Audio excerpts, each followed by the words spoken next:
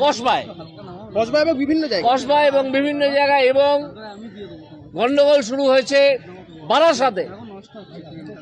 এই যে খবর আমরা মিটিং করে বেরোনোর সময় পেলাম, তার পরিপ্রেক্ষিতে আমরা মনে করছি যে আর এই ভদ্রজনসিত আচরণ করে কোনো লাভ নেই। এই যে রাজনীতির ঊর্ধ্বে উঠে বিষয়টাকে সমাধান করার কথা বলেছিলাম, সেটা কিন্তু যদি শিক্ষকদের ওপর লাঠি চালনা করা হয়, পুলিশ নৃশংসভাবে লাঠি চালায়, তাহলে বুঝে নিতে হবে যে প্রশাসনের সদিচ্ছা নেই।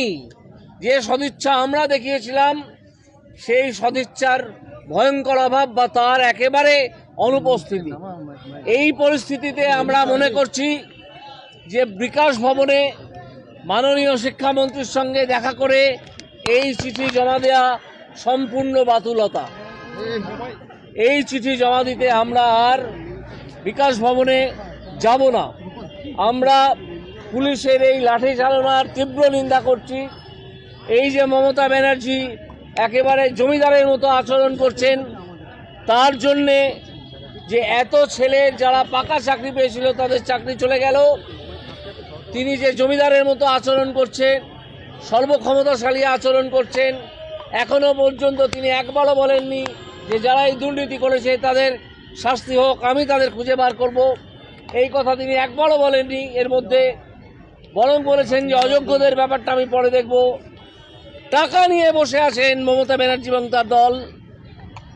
এই অন্যায়ের প্রতিবাদে, এই দুর্নীতির প্রতিবাদে, এই অমানবিক আচরণ, নৃশংস আচরণ এবং এই যে পুলিশের লাঠি চালনা শিক্ষকদের ওপর, যারা রুটি রুজির জন্য এসছেন, হঠাৎ সকালবেলা উঠে দেখলেন চাকরি নেই, তাদের উপর যে লাঠি চালনা, তা অত্যন্ত ঘৃণ্য কাজ বলে আমরা মনে করছি, অত্যন্ত ন্যক্কারজনক বলে মনে করছি এবং এটার তীব্র নিন্দা করছি, যত তীব্র করা যায়। পরবর্তী পদক্ষেপ আমরা একটু আলোচনা করে নেব, নিয়ে আমরা যে পদক্ষেপই নিই সব সময় আমরা যারা যোগ্য প্রার্থী তাদের পাশে থাকছি।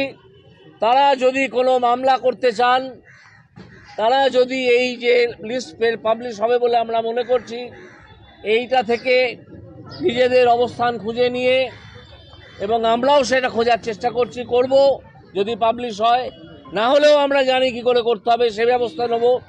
আমরা দুদিন অপেক্ষা করব। একটু আমাকে বলে দিলাম তো, শুনতে পেলেন না? বোকার মতো প্রশ্ন করছেন।